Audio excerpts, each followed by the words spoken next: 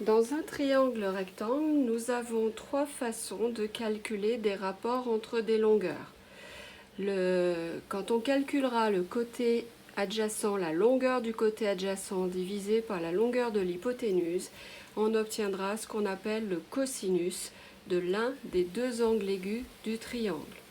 De la même façon, le sinus de l'angle aigu d'un triangle rectangle s'obtient en divisant la longueur du côté opposé par la longueur de l'hypoténuse. Et ce que l'on va appeler la tangente d'un angle aigu dans un triangle rectangle s'obtient en divisant la longueur du côté opposé divisé par la longueur du côté adjacent.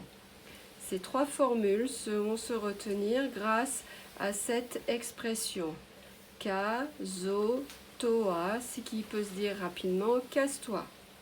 Le C pour cosinus, A pour côté adjacent, H pour hypoténuse, S pour sinus, O pour opposé, H sur hypoténuse, T pour tangente, O pour opposé, A pour côté adjacent.